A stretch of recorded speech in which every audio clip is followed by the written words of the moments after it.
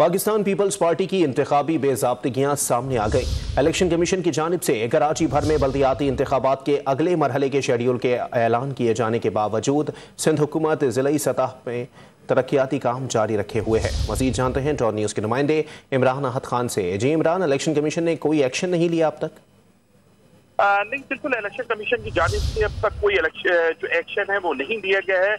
कराची में peoples party की इंतखाबी बेज़ाब्तियां जो हैं वो सामने आ गई हैं। इलेक्शन कमीशन का कराची में बल्दियाती इंतखाबात का शेड्यूल का ऐलान भी कर दिया है, जबकि सिंध सरकार ने जिला बस्ती में तरक्याती काम जारी रखे हुए हैं। जिला बस्ती के एडमिनिस्ट्रेटर है तलहा सलीम, जो 19 मार्च को तरक्याती काम के हवाले से इनको पाकिस्तान पीपल्स पार्टी की जानिब से खत लिखा गया। जिला बस्ती की यूसी है, जिसका यूसी नंबर 13 है, जिसका वार्ड 1, 2, 3, 4 में फुटपाथ की तामीर का काम, सड़कों की रिपेयरिंग, बिजली के पोल लगाने समेत दीगर जो काम है वो शुरू किए जाने के हवाले से भी खत में लिखा गया है।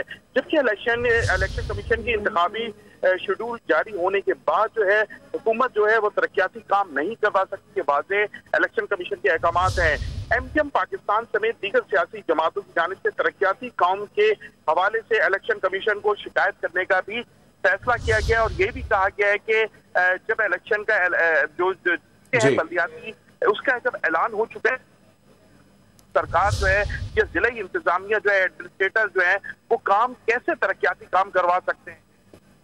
ठीक है, बहुत शुक्रिया इमरान अहद खान अपडेट करने के लिए।